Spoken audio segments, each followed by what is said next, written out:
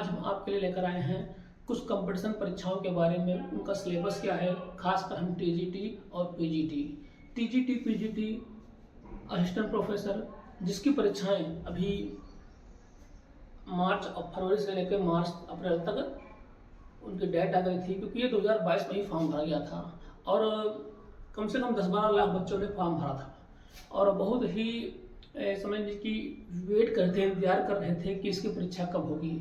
आखिर में डेट 2-3 बार आई, अब की बार तो लिखित रूप में आ गई थी कि assistant professor, UP assistant professor की परीक्षाएं 15-16 फरवरी को थी, ठीक, और टीजीटी पीजीटी 4-5 अप्रैल को होनी थी, लेकिन किन्हीं कारणों से तो इसको आगे बढ़ाया गया, पोस्टपोन किया गया, ठीक, पोस्टपोन किया, इसकी डेट आगे बढ़ा दी गई। अब देखा जाए तो आपके पास कुछ मौके भी आ गए हैं, मौके मतलब कुछ समय मिल गया है आपको तैयारी करने का, क्योंकि आपको एग्जैक्ट डेट पता चल गई है कि परीक्षाएं कब होनी है।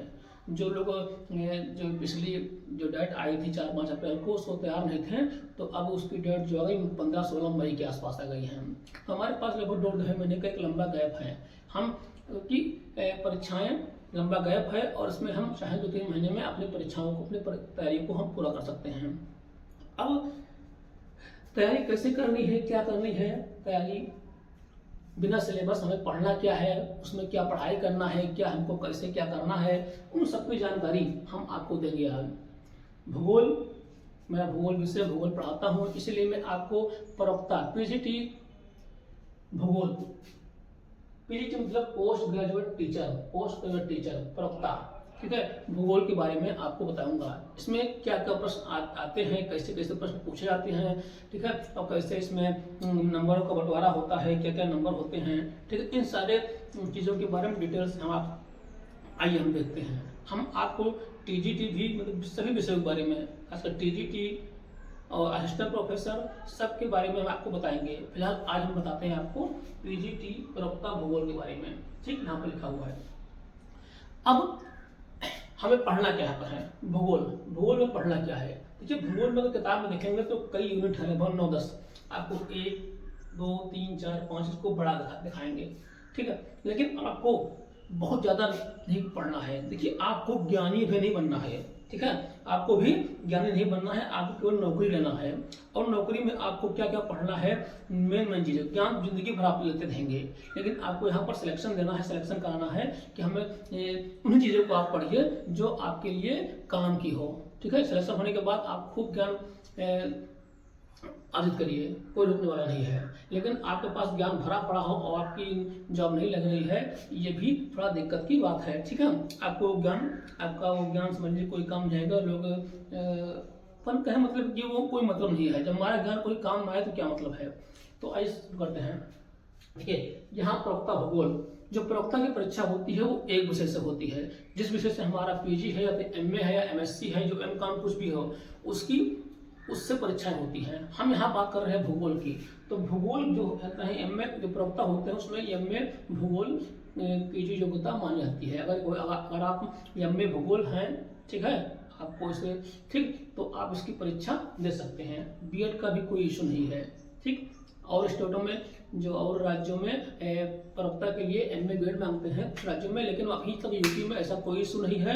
आप खाली एमए हो तो आप प्रवक्ता का पेपर दे सकते हैं, आगे देखा जाएगा, बात चल रही है, लेकिन अभी तो पोस्ट ग्रेजुएट प्रवक्ता, ठीक। यहाँ पर भूगोल में कौन कौन से यूनिट हैं। देखिए, भूगोल की परिभाषा और विशेष क्षेत्र, भूगोल की परिभाषा और विशेष क्षेत्र, यहाँ पर ये नहीं पूछेंगे भूगोल किसे कहते हैं, ठीक है, यहाँ से इसका अर्थ होता है कुछ चीजें, जैसे इसमें क्या क्या पूछते हैं। जैसे आप भूगोल के छात्र हैं तो आपको पता होगा ये भौगोलिक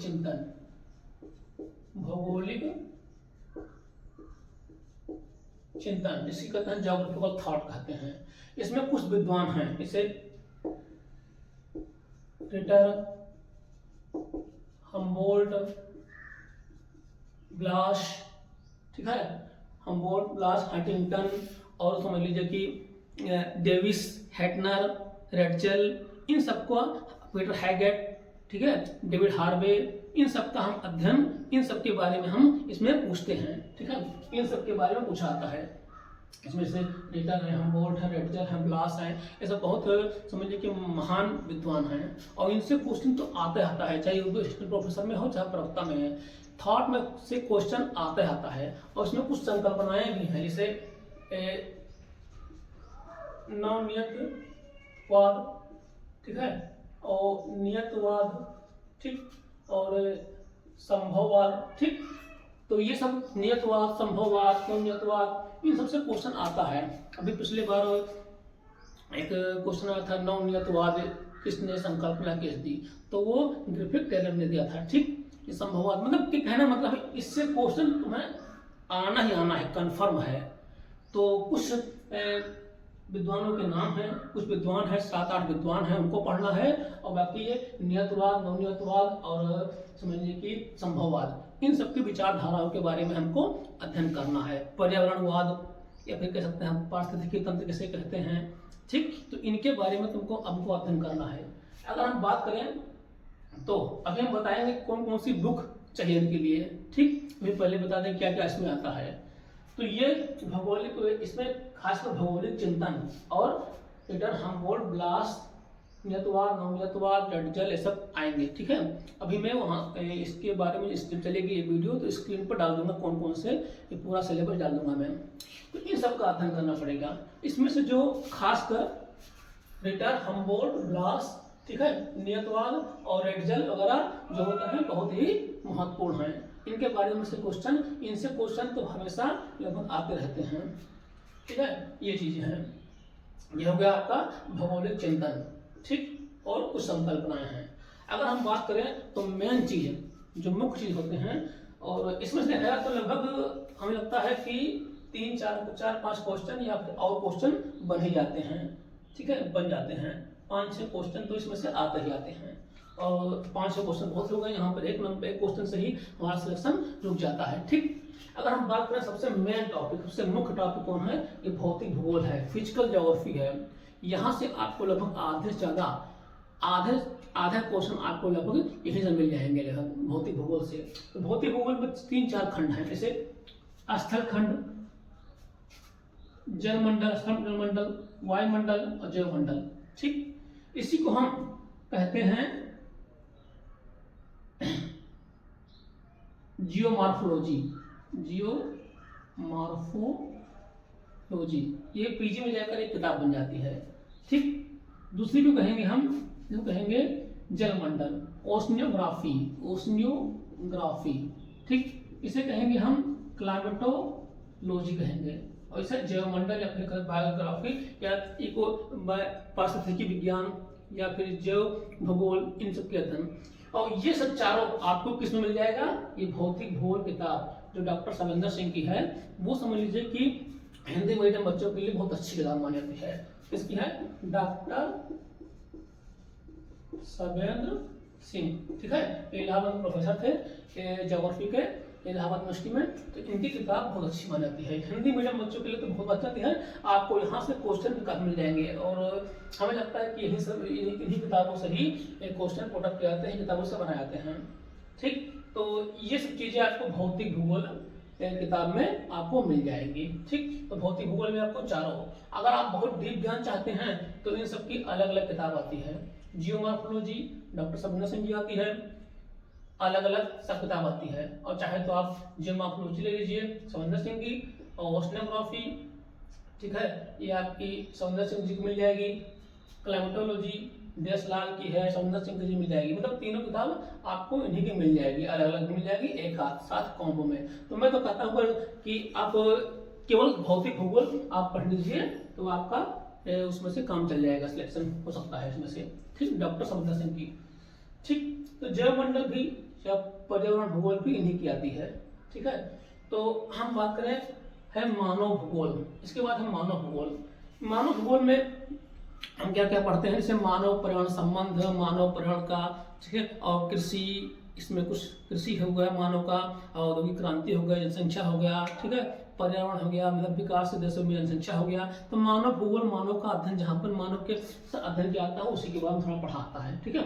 मानव भूगोल, मानव भूगोल की बात करें तो इसमें से क्वेश्चन आपको 2-4 क्वेश्चन मिल जाएंगे, ठीक है। दो चार क्वेश्चन तो पक्का मिल जाएंगे मानव भूगोल से। ठीक है, अब हम बात करते हैं आर्थिक भूगोल।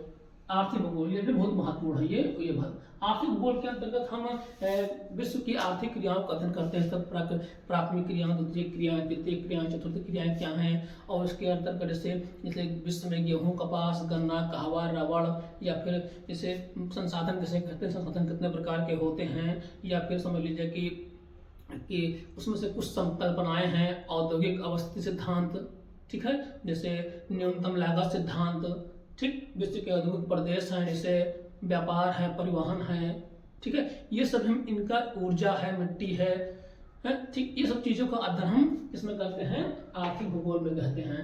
देखिए यहाँ से भी क्वेश्चन काफ़ी बनते हैं। ठीक, हमने बताया ना कि ये भौतिक भूगोल और ये आर्थिक भूगोल, यहाँ से क्वेश्चन काफ़ी बनते हैं। क्योंकि जिससे मान लीजिए पूछ लें विश्व में कोयले का उत्पादन कहाँ होता है अधिक, या लोहे का उत्पादन कहाँ होता है, पेट्रोलियम कहाँ होता है, भारत में कहाँ होता है, तो ये सब आर्थिक क्रियाओं के अंतर्गत आते हैं। सब प्राथमिक क्रियाएं किसे कहते हैं, द्वितीय क्रियाएं किसे कहते हैं, या मान लीजिए मुझे वेबर की औद्योगिक सिद्धांत क्या है, इसमें कुछ सिद्धांत ऐसे हैं जैसे हम बता दें आपको प्रतिस्पर्धा सिद्धांत, न्यूनतम लागत सिद्धांत, और ऐसे औद्योगिक अवस्थिति सिद्धांत जैसे वेबर का है, लॉस का है, ठीक है, और क्रिस्टालर का कृषि सिद्धांत है। ये सब यहाँ से क्वेश्चन समझिए कंफर्म बनना है। ये सब लोग तो आते ही आते हैं, वेबर, क्रिस्टालर, लॉस, इन सबसे क्वेश्चन तो आना है, ये बहुत महत्वपूर्ण है। और आपको ये आर्थिक भूगोल मिल जाएगी। ठीक, आर्थिक भूगोल में ये आर्थिक भूगोल की जो अच्छी बुक कुछ है, जैसे कि जगदीश सिंह की है, ये सब है। ठीक है, तो इन सबसे आप देख सकते हैं। अब ये बहुत महत्वपूर्ण टॉपिक है, भौतिक भूगोल और आर्थिक भूगोल। ठीक, अब आगे चलें तो हम प्रादेशिक भूगोल। प्रादेशिक भूगोल, इसका एक नाम विश्व भूगोल भी है, विश्व का प्रादेशिक भूगोल। ठीक है, ये भी किताब आपको मिल जाएगी, जैसे मौर्य, जैसे एस डी मौर्य वगैरह किताब, अभी और भी आप देख सकते हैं नेट पे या फिर यूट्यूब पे देख लीजिए, अच्छी किताबें मिल जाएंगी। और तो इसमें क्या अध्ययन करते हैं, जैसे विश्व के विकसित और विकासशील कुछ देशों को दिया गया है, यहाँ पर कुछ देशों को दिया गया है, आपको उन्हीं का अध्ययन करना है। जैसे आंग्ल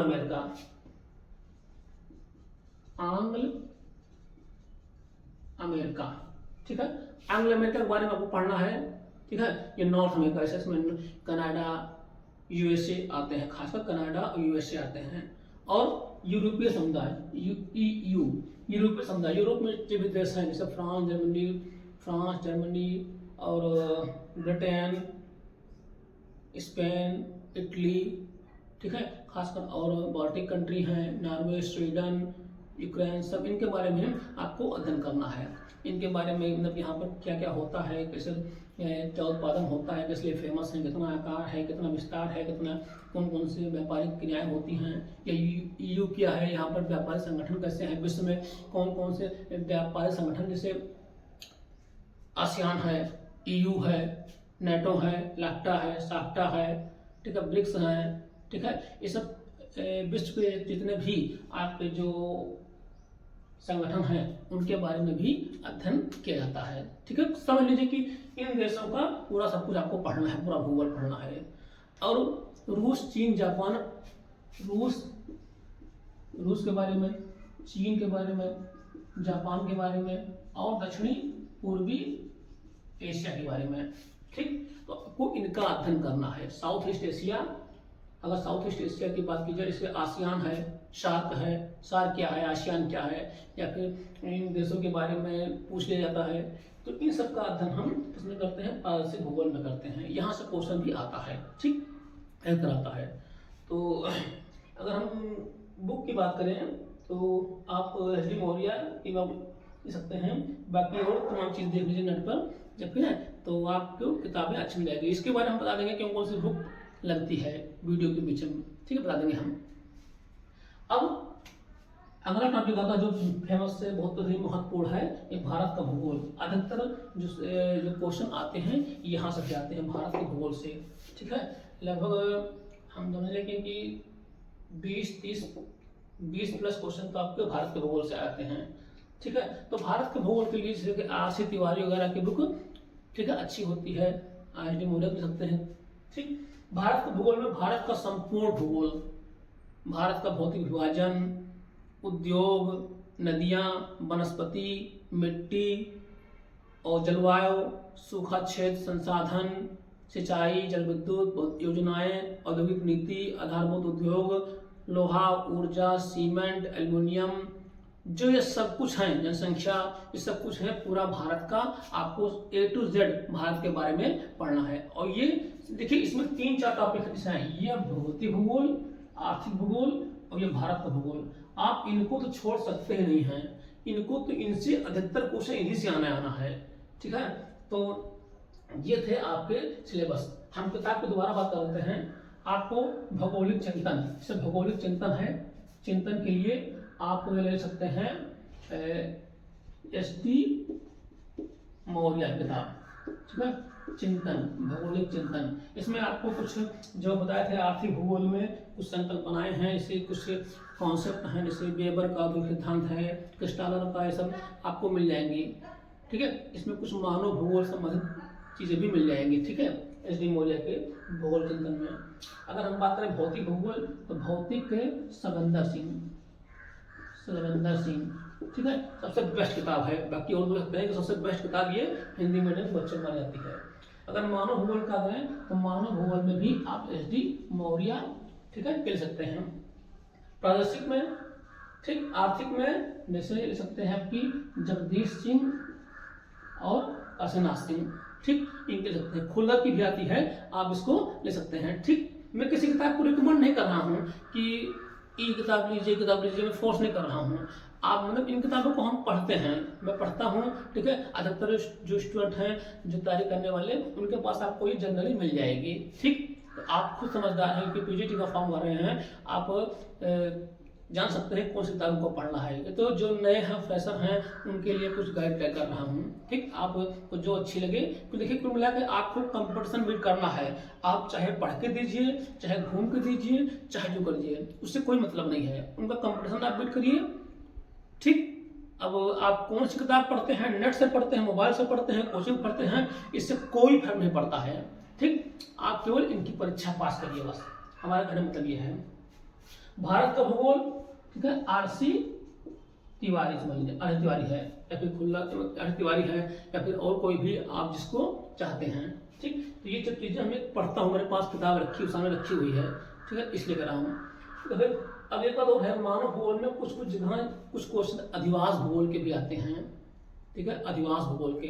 एक बार आया था, मैंने गलत कर दिया था, अधिवास भूगोल के। लुईस मम्फोर्ड ने नगरीय अवस्थाओं को कितने भागों में बांटा है, ठीक है, नगरीय विकास की कितनी अवस्थाएं हैं, तो वहाँ पर उत्तर रहेगा 6, हमने 7 मार दिया था, ठीक। तो इस तरह से कुछ अलग क्वेश्चन भी आते हैं जिसको हम जान नहीं पाते हैं। तो ये आपके इतने टॉपिक हैं। अगर आप सिलेबस में देखेंगे तो इसको अलग कर देंगे, इसको अलग कर देंगे, इसको अलग ऐसे करेंगे। 1 2 3 4 5 6 7 8 9 10 9 कर देंगे। और इस तरह से यहाँ पर 1 2 3 4 5 6 छोटा बहुत टॉपिक, मतलब 6 आपके भाग हैं। इसमें से आपको क्वेश्चन इतने आएंगे और बाहर से क्वेश्चन नहीं आएंगे, ठीक है, नहीं के बराबर बाहर से। मतलब सिलेबस अगर आप पढ़ ले तो आपका 90-95% क्वेश्चन इसी के अंदर आना है, लगभग पूरा क्वेश्चन इसी के अंदर आता है। कुछ क्वेश्चन, एक आध 2 क्वेश्चन होते हैं जो आयोग में फंसाने वाले होते हैं, तो वो तो आपको सभी परीक्षाओं में मिल जाएंगे, ठीक है। तो अब हम बात करते हैं कि कितने क्वेश्चन हम सही करते हैं।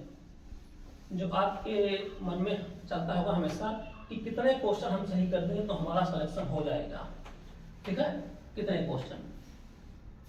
तो हम यहाँ पर देखते हैं, सब मिला के 125 क्वेश्चन आएगा, ठीक है, 125 क्वेश्चन आएगा और हर एक क्वेश्चन 3.5 नंबर का रहेगा।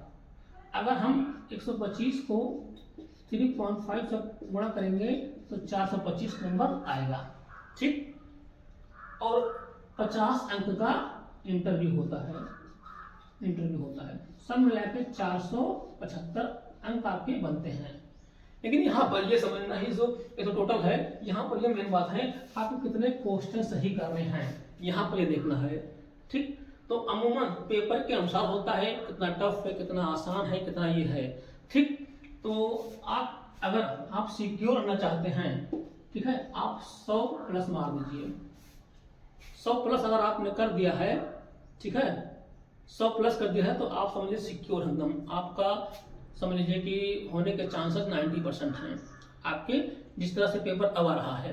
तो आप अगर 100 प्लस मार देते हैं, 100 क्वेश्चन कर देते हैं, 98 मतलब 95 के ऊपर जाएंगे तो आप होने के चांसेस आपके सिलेक्शन के काफ़ी बढ़ जाते हैं। और बाकी सीटों पर निर्भर करता है, मान लीजिए 10 से 15-20 सीट है और संख्या बहुत है तो आपका 100 प्लस भी नहीं होगा, आपका फिर 110, 5, 110, 12 जाएगा तो संख्या पे अमूमन। लेकिन 100 प्लस वाले आपको, अगर 100 प्लस है तो आपको कॉल जरूर की जाएगी इंटरव्यू के लिए, ठीक। और इंटरव्यू में आप जानते ही हैं तो कैसे क्या होता है, 50 नंबर का इंटरव्यू होता है और 50 में, ठीक है, अगर आप 35 प्लस, ठीक है, करते हैं तो आपका होना निश्चित है लगभग, ठीक। तो 35 प्लस या फिर 40 प्लस, ठीक है, जो भी आप किस तरह से ले आते हैं तो जानते ही हैं, तो आपका सिलेक्शन पक्का हो जाएगा। लेकिन यहाँ पर मेन बात है 125 में आपका, ठीक है, अगर सीटें ज़्यादा हैं, अगर सीटें 100-150 हैं तो आप, अगर सीटें मान लीजिए 150-200 हैं तो आप 94 के बाद आपको कॉल किया जाएगा इंटरव्यू के लिए, ठीक, ठीक है। 94 के बाद सीटें अगर 100 के अंदर हैं तो आप समझ लीजिए 100 प्लस आपको मारना पड़ेगा, करना पड़ेगा, तो आप सिक्योर हैं, आपको इंटरव्यू के लिए कॉल आएगी। तो इस तरह से ये रहा प्रवक्ता भूगोल का हर सिस्टम, ठीक। हमें क्या क्या योग्यताएं चाहिए, सिलेबस क्या है, आप किस तरह से आप सिलेक्शन होगा आपका, ठीक है, इस तरह से बताया गया है। और कौन कौन सी बुक पढ़नी है, क्या क्या आता है, ठीक। बाकी देखिए, अगर हम फीस होना ना होना बात अलग बात गलत है, ठीक है, होना ना होना ये बात अलग होती है। हम मेहनत करें, करते रहें लगातार 1-2 बार 3 बार 4 बार, ठीक है, ये नहीं जरूरी कि हम एक बार में हो जाएं, 2 बार में हो जाएं, हो सकता है किसी का 2 बार में हो, 4 बार में हो। हाँ, ये समस्या है कि परीक्षाएं रेगुलर नहीं होती हैं, लेकिन लगातार अगर हम पढ़ते रहेंगे तो हमें लगता है कि ये बहुत टफ है, ठीक है, तो बहुत टफ नहीं होता है। आप चाहें तो 100 प्लस 90-95 प्लस इसमें ले आ सकते हैं, ठीक। एक ही विषय पढ़ना है, अच्छी बात इसमें है, हो सकता है कि अगले बार से इसमें जीएस जुड़ जाए, जीके जुड़ जाए, लेकिन फिलहाल अभी तो जो है इसमें 100 आपके 125 क्वेश्चन जो है पूरे के पूरे अपने विषय से ही आने हैं। मैं यहाँ भूगोल की बात कर रहा हूँ। तो जाहिर सी बात है हमारा वीडियो आपको पसंद आया होगा।